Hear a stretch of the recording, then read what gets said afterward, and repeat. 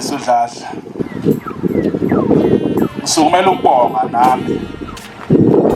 Angizibani nawo amagama amade ngoba njengoba sila endlini kasifani. Siphuma endaweni futhi ezingafani.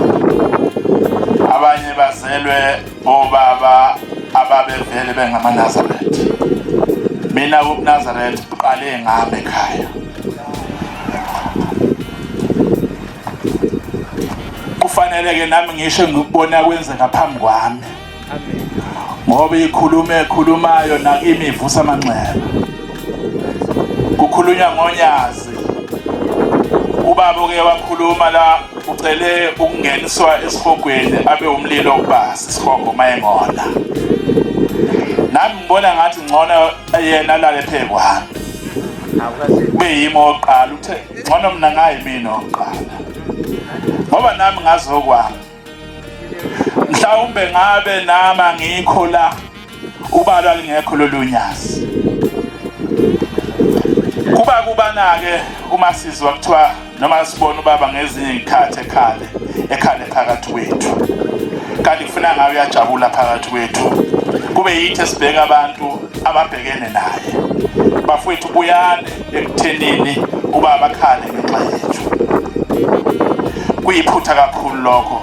Kodwa nje sihlezi kahle la eSkhumbuzweni kumnandi kakhulu. Njoba bethi bayizivacafaca nje labo baba baqinisile cha sihlezi kahle endaweni yamaphondo baba. Amaphondo waphi isibusiso aphathana kahle. Amen. Nami ngasuka ekhaya nje ngizobuyela emuva ngakusasa kodwa ngafike ngahlala ngangigqoka iyembe elonto namhlanje ngisagqoke lona. Ngoba ngangazi ukuthi ngizobuyela emuva hayi kumnandi la kuyahlalela. Kusho ukuthi inhliziyo zabo zivundile. Siyacela nathi babe emazweni akithi la siqhamuka khona kanye nabanye. Ngoba inhliziyo zethu ugwadule. Mhlambe bayothi befike bekungavumi noma belala usuku olodwa. Inhliziyo ziyasensana. Uma inhliziyo ivundile endaweni la ukhona neyakhi yavuma ukuthi ngathi ngalala la kuse. Siyacela Shembe ngoba nabo abazenzi bakho wena. Awusiphe nathi ngoba mhlawumbe nathi kusasa zingavundi inhliziyo zethu emazweni ethu kube kuhle njengakhona lapha. Amen. Baba elwaneni zakho zonke odalile. Esinye sinenyawo embili. Esumuntu njengami, esinye zine. Esinye sihamba ngesisu phansi. Kodwa khona esonile ezweni lakithi.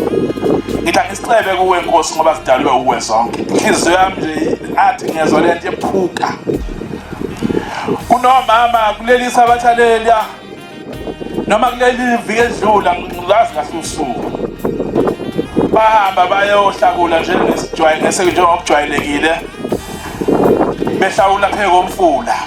Bebeletha umntwana omncane noma ngentsha bayihambile nje yiwe hawe. Osukuma ngento nje. Namazi umntwana. Bambeka phansi kwesihlahla ethunzini. Baqhubeka nokuhlakula elele. Ngathi bamuzwa ngathi uyakhala. Sukume kunena obheka phansi kwesa uyafika umntwana uthandelwe imamba. Yonile baba imamba ngiyayiceba. Angazi noma kufanele ife kodwa bengingcono ife. Ngoba isayophinda ikwenze lokho ekwenzile. Uma yathi uyakhala unina phekwa le mamba. Yacasuka kakhulu. Yamshaya ebhekile unina. Wakhehliza abagweba umntwana wafa khona ngaleso sikhathi. Yaphinda yamgoqa. Wasondela unina wayibamba ngonyawo ingane wethi ayithintitha lenyoko ayivuma ukuxebuka igoqene kuye. Ngiyaceba uNkulunkulu esakho lesilwane kodwa ngibona ukuthi senza into enhle. Ngibona ukuthi mase ngecetho sawuphinde siposenze ngoba siyobona ngathi senza into enhle. Imbi lento yenziwe lenyonga. Ngiyaceba ezulwini noma ngingasithule namhlanje ngoba izophinda ivuke ikwenze nangelinye la. Yazi yavuma yathithitheka igoqene injalo yahamba kwasho ukuthi ayingekho indoda yahambela. Waphela ngaleso sikhathi umntwana. Ngiyamcela ke naye lo mntwana ngoba mhlawumbe lo muntu kuba ubekholwa uShembe uyafika kubantu kusuku nemini abantu babona bengcono kakhulu kunale nkolo yethu. uma besibona sihlezi phansi kwehlahla basibona ngathi asibhadlile kahle la eqondeni. Kusasa behlalisele izinkinga ezinje. Angiboni ukuthi uShembe wayengavuma nengane yami neyakho nje ukushiswa ilanga lapho nje. Ibese ethi kade uhlakula ungantshontsheli umuntu ebese ibulawe inyoka kanjalo. Kodwa ngiyabona ukuthi ulaka lomndeni yabo.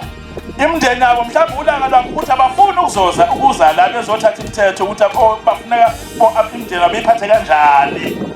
Kodwa futhi lolulaka noma nathi lingeke lisehlele singathola kodwa ucishe lifane nabo ngoba nathi sithi sila sibe siyakhohlwa ukuthi sithunyiwe.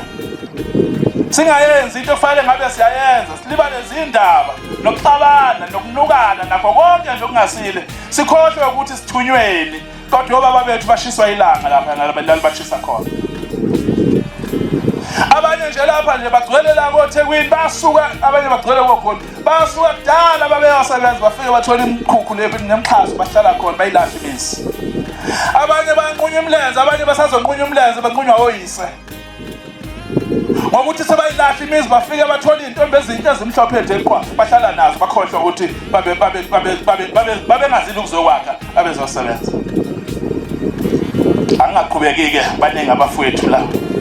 Kodwa ngicela ukukhuluma nje isibonakaliso sodwa Nkosi yamakhosi engisibone kule nyanga edlule ubaba eseGoli. Ngicela ukusisho nje